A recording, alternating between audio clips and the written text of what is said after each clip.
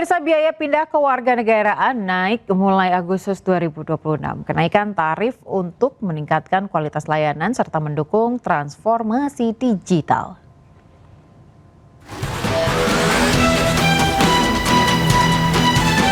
Kabur aja dulu. Nyatanya tidak selalu mudah. Biaya yang disiapkan pun tidak sedikit. Selain untuk hidup layak di negara tujuan, kita juga harus menyiapkan biaya untuk pindah kewarganegaraan. Pemerintah Indonesia menerapkan tarif baru untuk sejumlah layanan kewarganegaraan mulai Agustus 2026. Ketentuan ini diatur oleh Peraturan Pemerintah Nomor 30 Tahun 2026. Bila sebelumnya biaya melepas kewarganegaraan hanya Rp500.000, kini naik menjadi Rp3,5 juta. Sementara untuk biaya melepas kewarganegaraan atas permohonan sendiri naik dari Rp1 juta menjadi Rp5 juta. Pemerintah beralasan tarif ini untuk mendukung transformasi digital. Kualitas layanan pun akan terus ditingkatkan. Dan itu mempercepat semua dengan transformasi digital seperti yang diminta oleh Bapak Presiden. Nah, pemeliharaan alat semuanya itu memerlukan sebuah upaya, effort dari negara agar semua layanan digitalisasi di Kementerian Hukum itu bisa berjalan. Jadi sama sekali itu bukan sesuatu yang memberatkan dan tidak semua berlaku bagi rakyat Indonesia. Hanya orang-orang tertentu, ya, hanya orang-orang tertentu.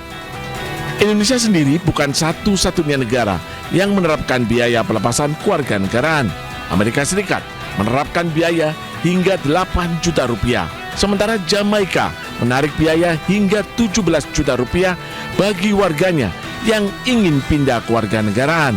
Tim Liputan iNews melaporkan.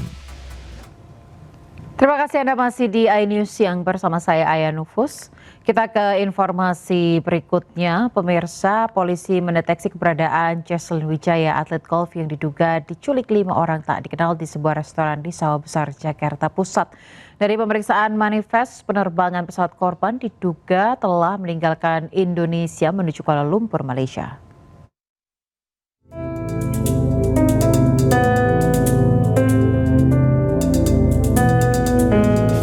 Aparat Reskrim Polres Metro Jakarta Pusat masih melakukan penyelidikan mendalam terkait dugaan aksi penculikan yang dialami seorang atlet golf, Jesslyn Wijaya. Pihak kepolisian telah mendeteksi keberadaan korban yang telah meninggalkan Indonesia. Hal itu diketahui dari pemeriksaan manifest penumpang di mana Jesslyn Wijaya terindikasi terbang ke Kuala Lumpur bersama 2 kerabatnya berinisial EA dan EI. Ketiganya berangkat dari Bandara Ahmad Yani, Semarang, Jawa Tengah beberapa hari lalu. Meski begitu, polisi belum bisa menyimpulkan apakah ada unsur paksaan atau atas keinginan sendiri, mengingat hingga kini belum ada keterangan resmi baik dari korban maupun keluarga. Ada indikasi bahwa yang bersangkutan J ini sudah meninggalkan Indonesia atau terbang berdasarkan manifest yang kami temui melalui Jawa Tengah, Bandara Ahmad Yani, bersama dengan 2 orang yang kami juga ketahui 2 orang tersebut adalah kerabatnya EA dan EI. Sementara rekan korban berinisial NA yang telah membuat laporan resmi ke Polres Metro Jakarta Pusat sempat mengajukan pencabutan perkara pada Minggu 19 Juli kemarin, namun belum dikabulkan oleh pihak penyidik. Dari Jakarta, Rani Sanjaya, iNews melaporkan. Sebelumnya pemirsa, Jesslyn Wijaya diduga diculik saat menghadiri ulang tahun neneknya di restoran kawasan Sawah Besar, Jakarta Pusat. Korban dibawa paksa sejumlah pria berbadan kekar dengan mulut dibekap.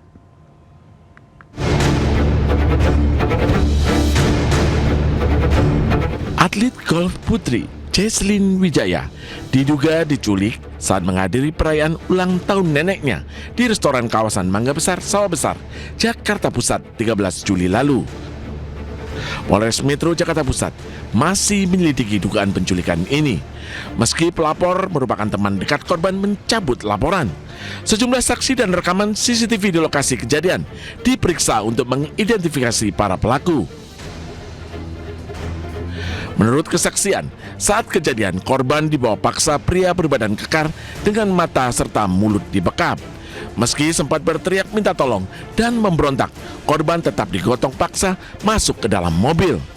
Setelah kejadian itu, pihak keluarga dan teman-teman korban tidak bisa menghubungi dan mengetahui keberadaan korban. Dari Jakarta, Rani Sanjaya, iNews melaporkan. Pemirsa, kita ke informasi lain. Butuh biaya untuk operasi plastik hidung. Pasangan suami istri di Gianyar, Bali nekat mencuri perhiasan emas milik warga. Korban alami kerugian lebih dari 90 juta rupiah. 60. Ada juga aku udah memegang Mas. Ada boleh banyak. Gusti dan Komang, pasangan suami istri ditangkap petugas Polsek Ubud dan Satreskrim Polres Gianyar usai mencuri perhiasan emas milik seorang warga di wilayah Ubud, Bali.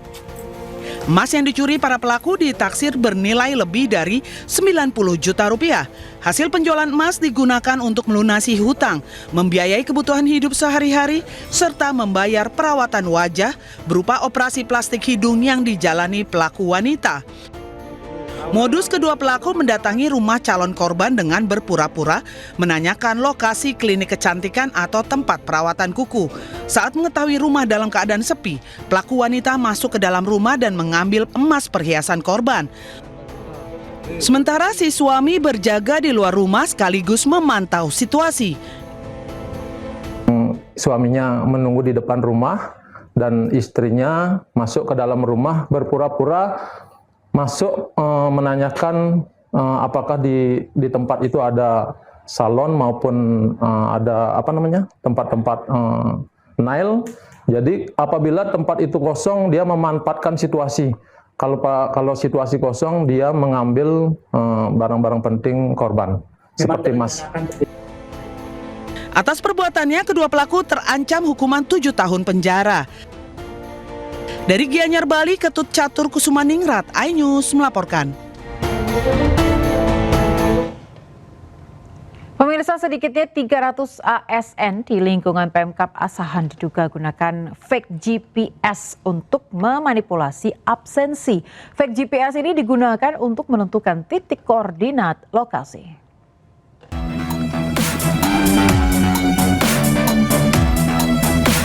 Ratusan pegawai aparatur sipil negara atau ASN di lingkungan Pemkab Asahan dikabarkan kedapatan menggunakan fake GPS untuk mengelabui titik koordinat absensi kehadiran kerja. Para ASN ini memalsukan absensi elektronik dalam pengisian data masuk dan pulang kerja tanpa harus hadir di kantor. Padahal, sistem absensi yang diterapkan cukup ketat, yakni dengan identifikasi wajah yang mengharuskan ASN berada di lokasi kantor serta memiliki batas waktu absensi pagi dan sore. Inspektorat Kabupaten Asahan membenarkan laporan dugaan kecurangan tersebut. Ada 300 lebih pegawai yang masuk dalam data laporan.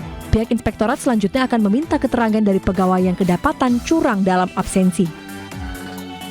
Lebih kurang ya, kalau kemarin itu hitung kasarnya sekitar lebih kurang 300-an lah. Jadi pemeriksaan itu semua yang diduga melakukan pelanggaran itu akan diperiksa terkait dengan apa-apa yang menjadi kesalahannya, terutama terkait disiplin. Jadi nanti kita akumulasi ya kalau terkait berapa lama nanti dia menggunakan.